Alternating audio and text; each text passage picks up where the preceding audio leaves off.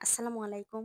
আমি নাকি বিয়ের আগে সবসময় শুধু মানে অন্য কোনো মেয়ে বা কারোর বিয়ে দেখলেই নাকি আমি বলতাম যে, কাকে বিয়ে দিয়ে কোথায় পাঠিয়ে দিচ্ছ? কেন মেয়েরা বাবার বাড়িতে থাকতে পারবে না? অন্য একটা অপরিচিত মানুষের সঙ্গে কেন থাকবে?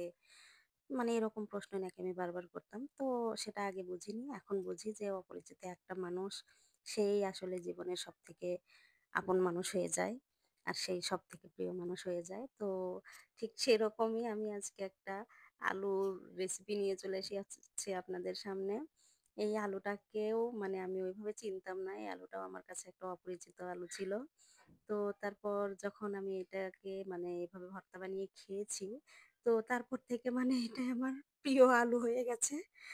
আর শুধু ভর্তা নয়, এটা দিয়ে মানে গরুর মাংস রান্না করে খেলে সেটা আরো অনেক বেশি মজা লাগে।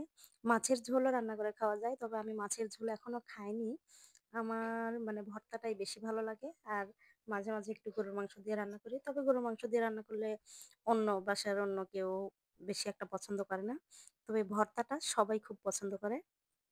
তো দেখতেই পাচ্ছেন আমি সেই আলুটাকে বেশ ভালোভাবে ছিলে ধুয়ে কেটে নিয়েছি টুকরো করে। সাথে দিয়েছি টমেটো, কাঁচামরিচ, পেঁয়াজ, রসুন দিয়ে আমি এটাকে কড়াইতে ঢেলে দিলাম। তারপরে আমি এখানে দিয়ে দিলাম একটু পানি। তো এই আলুটা আসলে গ্রামে দেখা যায় বড়, বড় গাছের সঙ্গে এটা মানে পরগাছার মতো হয়ে যায়। পরগাছা না ঠিক পানের গাছের মতো একটা লতানো গাছ হয়ে ওঠে। সিম গাছ যেরকম হয়, একটু মানে ডগার মতো হয়েও উঠে যায় গাছটা উপর দিকে। পান পাতার মতো পাতা হয়। আমি এই আলুটা আগে ১ম এ চিনতাম না। তো আমরা যখন আগে এক বাসায় থাকতাম, তো সেখানে একটা খালা আমাকে এই আলুটার ভর্তার রেসিপিটা দেখিয়েছিল।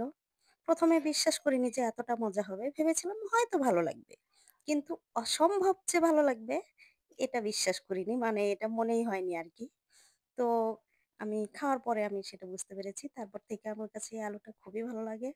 আমি মানে এই আলুটা এখন যার কাছেই পাই, যেখানেই দেখি, আমি অন্তত একটা হলেও নিয়ে আসি। কারণ একটা হলেই ভর্তা বানিয়ে অনেকটাই ভর্তা বানানো যায়। কারণ এই আলুটা অনেকটাই বড়, বড় হয়। তো আজকে আমাকে এই আলুটা দিয়েছে আমার বড় জা। মানে আমার বড় জার বোনের বাসা থেকে দিয়ে গেছে। তো সেই আলুটা আমি নিয়ে আজকে এই ভর্তার রেসিপিটা বানিয়েছি। তো দেখতে পাচ্ছেন আমি এখানে একটু লবণ, হলুদ আর একটু আদা রসুন বাটা দিয়েছি এখানে। অনেকে হয়তো বলবেন যে ভর্তায় কেন আদা রসুন বাটা দিলেন? রসুনটা তো এমনিতেই আমি বেশি দিয়েই দিয়েছি ভর্তাতে। আর আদা বাটাটা দিলে এই ভর্তার সেন্টটা মানে একটু অন্যরকম আসবে ভর্তার ফ্লেভারটা। তো যাই হোক, তার জন্য আমি দিয়ে এটাকে এই তো পানি দিয়ে ঢেকে দিয়ে বারবার সেদ্ধ করে নিয়ে আমি এটাকে ভেজে নিচ্ছি। এটা আমি সয়াবিন তেল দিয়ে ভেজে নিয়েছি। আপনারা চাইলে শুধুমাত্র সরিষার তেল দিয়েও এই ভর্তাটাকে ভেজে নিতে পারবেন। আর মরিচ যে একটু বেশি দিয়েছি দেখতে পাচ্ছেন। আমি আরো একটু ভর্তা করব, তার জন্য অন্য একটা ভর্তা করব, তার জন্য আমি মরিচটা একটু বেশি দিয়েছি। এখানে আমি সেদ্ধ করে নিয়েছি। আপনারা একটু ঝালটা বুঝে শুনে দেবেন। এতটা মরিচ দেওয়ার দরকার নেই। এটা আমি ২ টা ভর্তা করব সেজন্য দিয়েছি। তো এই তো আমার ভর্তাগুলো ভাজা হয়ে গেছে। দেখতে পাচ্ছেন আমি কিছু মরিচ এখানে আলাদা করে নিয়েছি। আরো আমি এখানে নিয়ে নিয়েছি রসুন কুচি। কাঁচা রসুন কুচিটাও এটাতে দিলে অনেকটাই মজা লাগে। অনেকে চাইলে স্কিপ করতে পারেন। তো দেখতে পাচ্ছেন আমি মরিচগুলো ডলে, রসুনগুলো ডলে আমি ভর্তাটাকে মাখিয়ে নিয়ে নিচ্ছি। তারপরে আমি এর মধ্যে দিয়ে দিয়েছি সরিষার তেল। তো আর এখানে আমি আলু আর টমেটো সেদ্ধ করে রেখেছিলাম। ওই বাকি মরিচটা দিয়ে আমি সেটা ভর্তা করে নিয়েছি। আর এই তো আমার ২ টা ভর্তা রেসিপি। বিশ্বাস করেন সকালবেলা যদি এই ২ টা ভর্তা বানান, আর কিচ্ছু লাগবে না। শুধুমাত্র এটা দিয়েই ২-৩ প্লেট ভাত খেয়ে নিতে পারবেন। আর শুধু আপনি নন, আপনার পরিবারের সবাই খেয়ে নিতে পারবে। তো আমি আজকে একটা সকাল নয়, পুরো একটা দুপুর চালিয়ে দেওয়ার প্ল্যান করেছি। তো এই ২ টা ভর্তার সঙ্গে আমি আরো একটা রেসিপি বানিয়ে নিয়েছি। সেটা হলো মাসকলাইয়ের ডাল। এই ডালটা মাসকলাইয়ের গুঁড়া নিয়েছি আমি এখানে। মাসকলাইয়ের গুঁড়া। কেউ অনেকে মাসকলাইটাকে আস্ত রান্না করে মুগ ডালের মতো। তো আমাদের এখানে গুঁড়াটাই বেশি চলে, বেশি পাওয়া যায়। তো আমি সেই গুঁড়াটা নিয়ে নিচ্ছি। আর গুঁড়াটাকে আমি আগেই গুলে রেখেছি পানির মধ্যে। এটাকে আসলে পানিতে গুলিয়ে রাখতে হয়। তো আমি এখানে দিয়ে দিয়েছি একটু মাছের মসলা দিয়েছি, পেঁয়াজ, রসুন, তেজপাতা, একটু জিরে, গরম মসলা আমি এগুলোকে দিয়ে একটু কাঁচামরিচ ফালি করে দিয়েছি। আমি এগুলোকে দিয়ে মানে কড়াইতে একটু ভেজে নিয়েছি। আর এর মধ্যে আমি দিয়ে দিলাম একটু বড় মাছের ঠোঁটা কাটাগুলো ছিল। আমি এগুলো ফেলে দিই না। আমি এই বড় মাছের ঠোঁটা কাটা দিয়ে আরো কয়েকটা রেসিপি বানিয়েছি।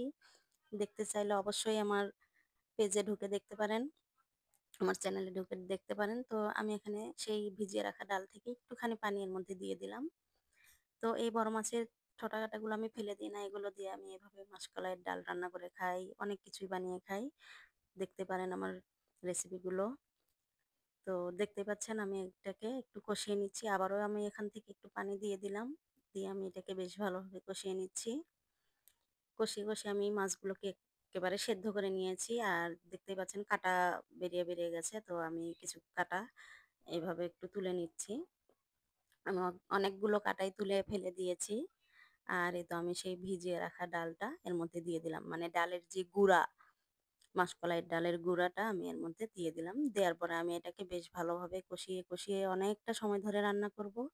আর হ্যাঁ, আরেকটা কথা বলতে ভুলে গেছি। আমি এখানে একটু আদা রসুন বাটাও দিয়ে দিয়েছিলাম।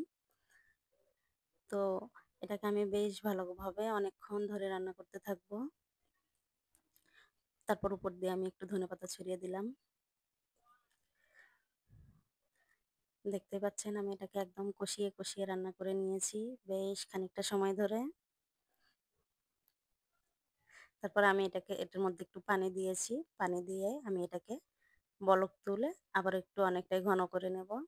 এই তো দেখতেই পাচ্ছেন। তো এই ২ টা রেসিপি মানে এই আলুর ভর্তা আর এই ডালটা হলে বললাম না পুরো একটা সকাল নয়, পুরো সকাল দুপুর ২ টাই চালিয়ে দিতে পারবেন। অনেকটাই মজা হয় আর অনেকটাই সুস্বাদু হয় এই রেসিপিটা।